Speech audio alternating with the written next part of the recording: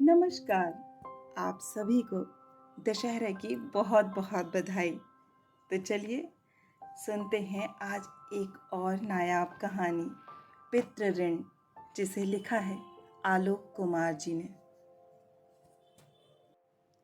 तुझे सूरज कहूँ या चंदा, तुझे दीप कहूँ या तारा, मेरा नाम करेगा रोशन, जग में मेरा राज दुलारा। आंगन में घूम रहे राम नरेश बाबू की गोद में संजय अधमुदी आंखों के साथ उस थपकी को महसूस कर रहा था जो अनवरत एक नियत अंतराल पर उसकी पीठ पर पड़ रही थी। पता नहीं ये उस थपकी का असर था या उस लोरी का। उसकी आंखें बार बार नींद के बोझ से बंद हो रही थीं। गाने का अर्थ तो उसे पता नहीं चल रहा था, लेकिन ये पता था कि जब भी उसके बाबूजी उसे प्यार करते थे, लोरी की तरह ये गीत खुद ब खुद उनके होठों से निकलने लगते थे। इस बीच उसे कब नींद आ गई पता ही नहीं चला। उठो, ऑफिस नहीं जाना क्या? एक मध्यम सी आवाज उसके कानों में गूंजी। उस लोरी के साथ ये आवाज कुछ मेल नहीं खा रही थी, लेकिन जब आवाज तेज होती गई तो उसकी तंद्रा भंग हो गई। संजय की धर्मपत्नी उसे जगा रही थी। उठो, लेट तो रोज ही करते हो, आज छुट्टी करनी है क्या? 6:15 बज गए हैं, जल्दी तैयार हो जाओ, मैं नाश्ता तैयार करती हूँ। ओफो, आज फिर लेट हो गए। संजय की बुदबुदाहट शायद ज्यादा ही तेज हो गई थी। तभी तो उसकी पत्नी बोली, ये कौन सी नई बात है? अपनी दोनों हथेलियों से पूरे चेहरे को 2-3 बार पोंछकर कुछ वर्तमान में लौटा संजय। ना जाने क्यों आज तक ये लोरी उसे कल की बात लगती थी। वह थपकी आज भी उतनी ही गर्म, उतनी ही आर्द्र महसूस होती थी। दिल्ली की भीड़ भाड़ वाली जिंदगी के बीच अगर सुकून वाले क्षेत्र में सरकारी क्वार्टर मिल जाए तो किसी स्वर्ग से कम का एहसास नहीं होता। एक मझले स्तर की नौकरी में भी संजय खुश रहने की पूरी कोशिश करता था। एक अच्छी सी बीवी, एक प्यारा सा बेटा, गुजर बसर करने योग्य एक ठीक ठाक सरकारी नौकरी। अगर गांव में रहने वाले की नज़र से देखें तो एक भरा पूरा संभ्रांत परिवार था उसका। परिवार, हाँ यही तो है आज का परिवार। स्वयं, बीवी और बच्चे। ठेठ गांव में रहने वाले संजय को थोड़ा अटपटा लगता था।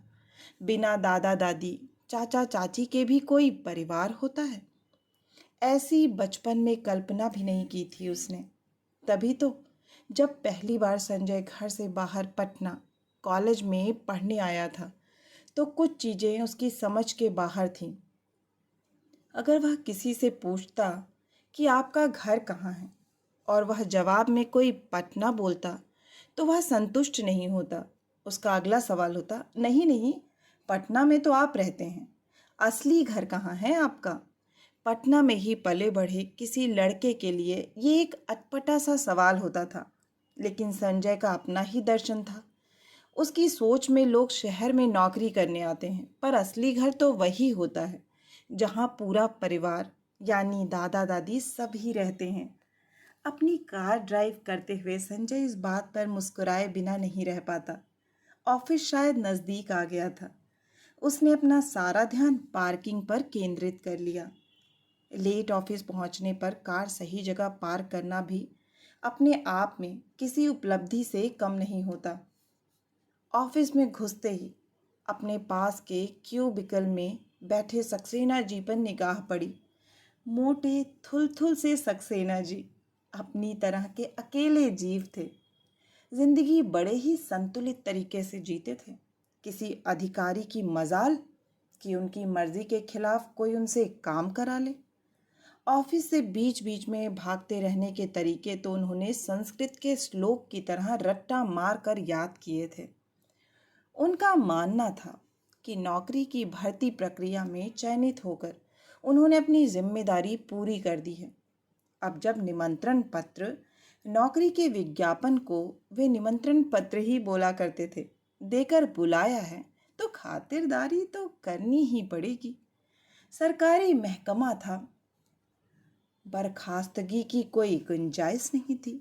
अलबत्ता ऑफिस की सारी ऊर्जा बचाकर घर ले जाते थे और अपनी श्रीमती जी के साथ सेवा में कहना ज्यादती होगी, खर्च कर देते थे।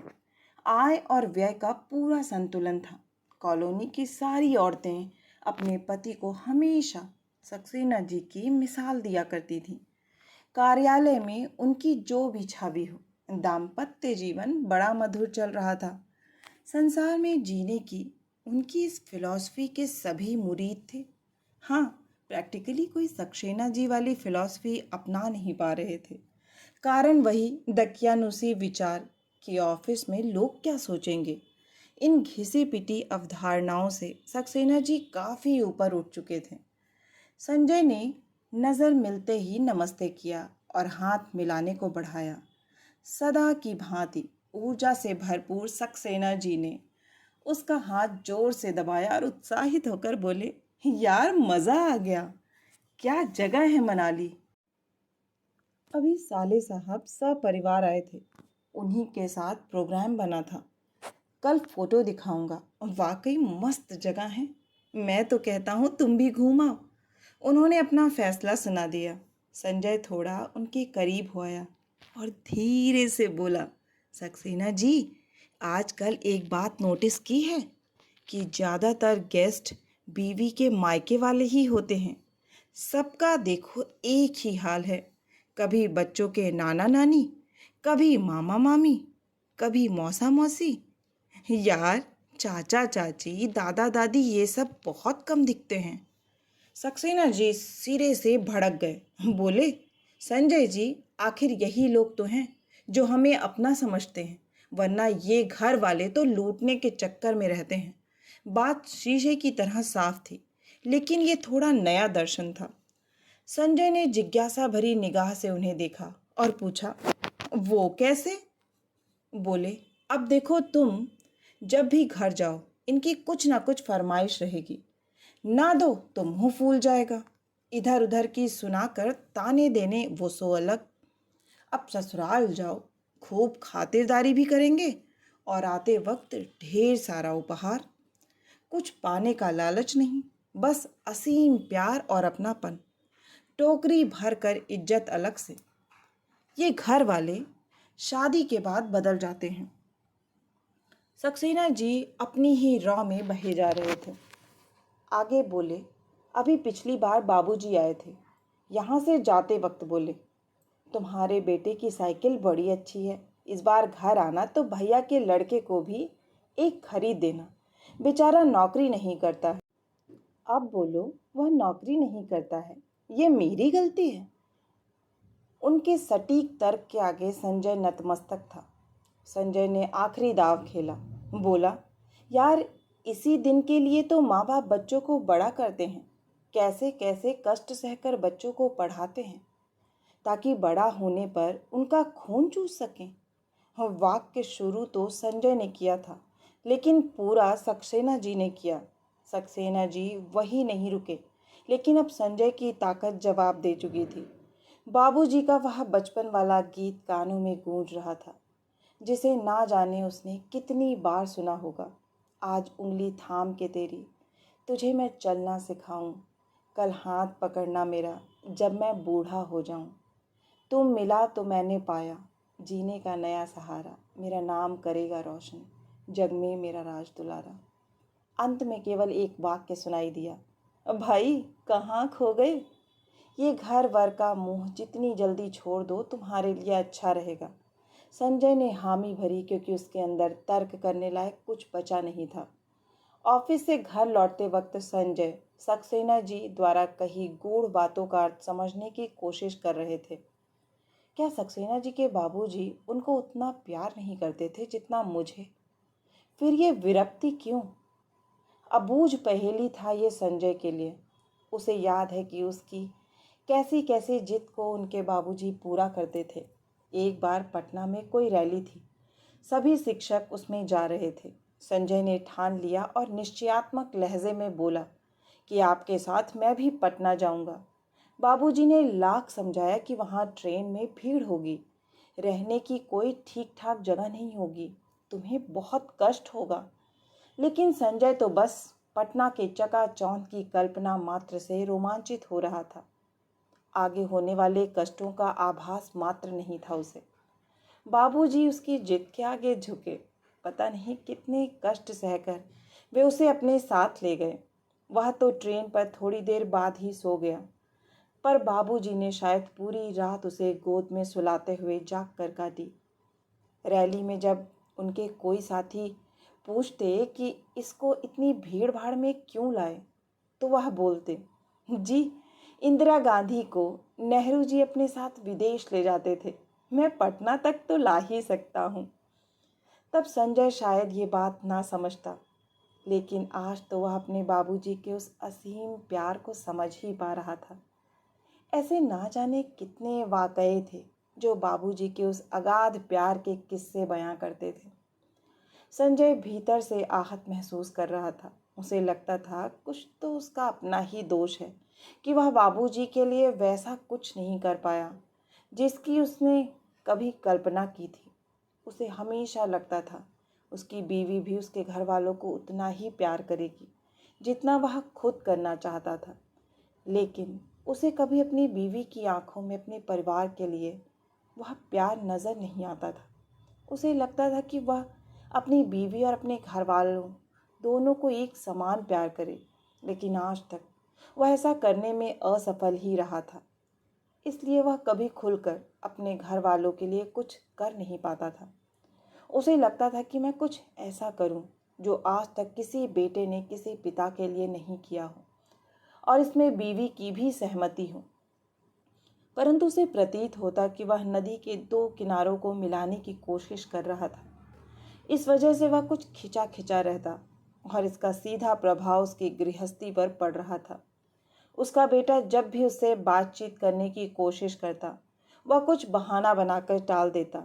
अपने बेटे अर्णव के लिए उसके मन में अपराध भाव भी था। उसकी इस मनोव्यथा के चलते सबसे ज्यादा अर्णव ही पिस रहा था, लेकिन सब कुछ जानकर भी वह खुद को लाचार पाता। गर्मियों की छुट्टियां चल रही थीं। संजय सपरिवार अपने घर गया हुआ था। एक दिन रात में छत पर बैठे हुए वह चांदनी रात में बहुत दिनों के बाद चांद को निहार रहा था। कुछ भी तो नहीं बदला है आज तक, संजय मन ही मन बुदबुदाया। आज भी चांद वैसे ही रोशनी फैला रहा है। शहर में कभी इतने सुकून से उसने चांद को देखा ही नहीं। बचपन में जब थोड़ी देर के लिए पढ़ाई के बीच आकर दादी के पास आंगन में लेट जाता था, तब चांदनी कितनी प्यारी लगती थी। लगता था काश अभी पढ़ना नहीं होता तो कितने आराम से दादी के साथ लेटे लेटे बादलों के साथ चांद की अटखेलियां देखता। आज वह नौकरी करता है, फुर्सत के क्षण भी हैं उसके पास, लेकिन चांद की तरफ कभी ध्यान ही नहीं जाता। जब चाहत थी तब सनम नहीं था, आज सनम है तो चाहत नहीं बची। वाकई भगवान की माया वही समझ सकते हैं। संजय, बेटा सो गए क्या? बाबूजी की आवाज़ थी। संजय ने लेटे लेटे ही पीछे की तरफ देखा। माँ बाबूजी दोनों छत पर अपनी ओर आते दिखाई दिए। वह उठकर बैठ गया। लेटे रहो बेटा, कोई बात नहीं। लेकिन संजय तब तक उठ चुका था। पास बैठते हुए माँ बोली, बेटा मन लग रहा है ना तुम्हारा? तुम तो आजकल कुछ खोए खोए रहते हो, क्या बात है? संजय बोला, कुछ नहीं माँ, ऐसी कोई बात नहीं है। देखो बेटा, सफाई से झूठ बोलना भी एक कला है। तुम तो ठीक से झूठ भी नहीं बोल पाते हो।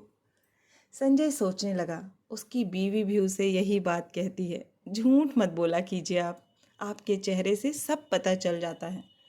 बेटा अगर कुछ समस्या है तो मुझे बताओ।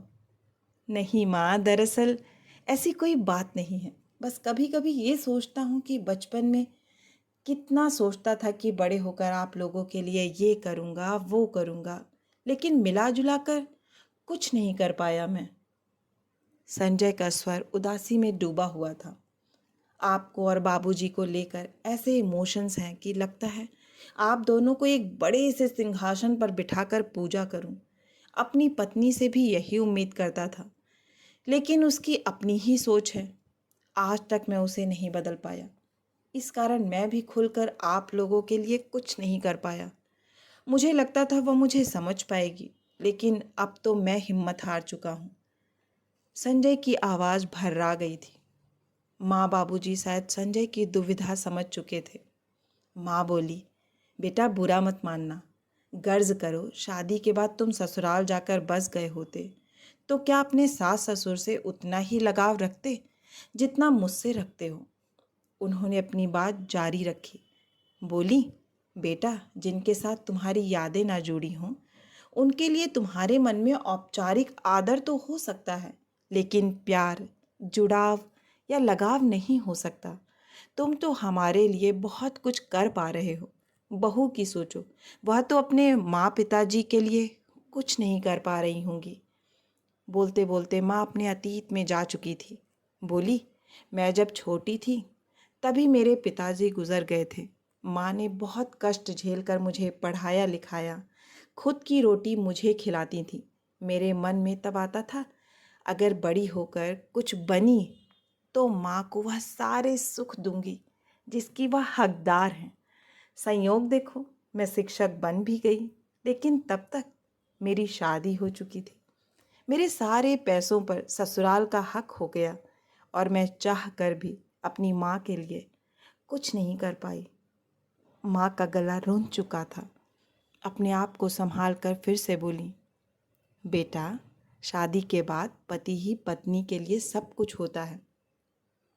ऐसे में अगर पति इस जिद में कि वो मेरे घर वालों से उतना प्यार नहीं करती है जितना मैं चाहता हूँ, उससे कटा कटा रहे, घर का माहौल बिगाड़ कर रखे, बच्चों को भी नेग्लेक्ट करे, तो पत्नी के दर्द को कौन समझेगा। पुरुष की ये मानसिकता पत्नी को कितनी पीड़ा पहुंचाती है इसका शायद अनुमान नहीं है तुम्हें। एक औरत होने के नाते मैं तुम्हें ये बता सकती हूँ। मैंने बहू से बात की है, वह बहुत अच्छी है, मुझे इज्जत देती है और मुझे क्या चाहिए। बाबूजी बहुत देर से चुपचाप बैठे थे। बोले, बेटा ये जो माँ ने बताया ये सत्य जानते जानते आदमी बूढ़ा हो जाता है। तुम जिस दौर से गुजर रहे हो उससे सभी मर्द गुजरते हैं, लेकिन समझदार जल्दी संभल जाते हैं। बेटा आज मैं तुम्हें वह सत्य बताता हूँ जो कभी मेरे पिताजी ने मुझे बताई थी। संजय अचरज भरी मुद्रा में उनकी ओर देखने लगा। वो बोले, बेटा पितृ ऋण कैसे अदा किया जाता है पता है। उसके ना में सिर हिलाने पर वह आगे बोले, अपनी जैसी एक संतान पैदा करना और उसे वैसे ही प्यार से पालना पोसना और संसार में जीने योग्य बनाना जैसा उसके पिताजी ने उसके लिए किया था। अगर सभी बेटा अपना परिवार छोड़कर माता पिता को ही उनका प्यार वापस देने लगे तो सृष्टि का चक्र रुक जाएगा। गंगा हिमालय से एक नाले की तरह निकलती है, लेकिन जब मैदानी इलाकों में आकर जवान होती है तो हिमालय से प्राप्त जल, मिट्टी और औषधिक गुण वापस हिमालय को नहीं लौटाती है, बल्कि मैदानी भूभाग को दे देती है। इसीलिए तो अपने शास्त्र में लिखा है कि पितृ ऋण अपनी संतान को लायक बनाने पर ही अदा होती है। तुम अपना सारा ध्यान अपने परिवार पर लगाओ और अर्णव को उसके हिस्से का प्यार दो। यही तुम्हें मेरे ऋण से मुक्त करेगी। संजय का अपने बच्चे के प्रति अंदर का अपराध भाव और ज़्यादा गहरा हो गया था। बाबूजी, दरअसल मैं भर्राई आवाज़ ने संजय को आगे बोलने से रोक दिया। उसे अपनी पत्नी और अपने बच्चे के प्रति किए गए तिरस्कार के भाव याद आने लगे कि कैसे अर्णव को बार बार वह टाल देता था। अपने बाबूजी का प्यार उसे आज तक याद था, लेकिन उसी प्यार से उस मासूम को मरहूम रख रहा था। उसका मन क्या जोर जोर से रोए, लेकिन आवाज़ गले से निकल नहीं पाई। बेजान सा वह छत पर लेटा रहा। रात को सोते समय अनायास उसका हाथ अर्णव के सर पर गया और वह उसे सहलाने लगा। भावुकता में उसके गले से वही गीत निकल पड़ा जो कभी उनके बाबूजी सुनाया करते थे। मेरे बाद भी इस दुनिया में जिंदा मेरा नाम रहेगा, जो भी तुझको देखेगा तुझे मेरा लाल कहेगा। तेरे रूप में मिल जाएगा मुझको जीवन दोबारा, मेरा नाम करेगा रोशन, जग में मेरा राज दुलारा। अर्णव ऐसे प्यार का आदी नहीं था। कुछ सहम कर और कुछ आश्चर्य मिश्रित स्वर में बोला, ये क्या गा रहे हैं पापा? कुछ नहीं बेटा, पितृ ऋण चुका रहे हैं। संजय को लग रहा था मानो उसके अंदर उसके बाबूजी की आत्मा घुस गई हो। अर्णव उसे अपने बचपन का प्रतिबिंब लग रहा था। उसने अर्णव को जोर से भींच लिया और अपनी छाती से चिपका लिया। आशा है कि आपको यह कहानी बहुत ही पसंद आई होगी और आपके दिल को छू गई होगी। अगर आपको कहानी पसंद आई है तो एक लाइक करें, अपनों के साथ शेयर करें और हाँ, नीचे कमेंट बॉक्स में कमेंट करना ना भूलें, इससे मुझे प्रोत्साहन मिलता है। और हाँ, अगर आप इस चैनल से जुड़ना चाहते हैं और इस चैनल पर नए हैं तो इसे सब्सक्राइब करना ना भूलें। फिर मिलती हूँ एक नई कहानी या कविता के साथ। तब तक के लिए आप सभी का कहानी सुनने के लिए बहुत बहुत धन्यवाद।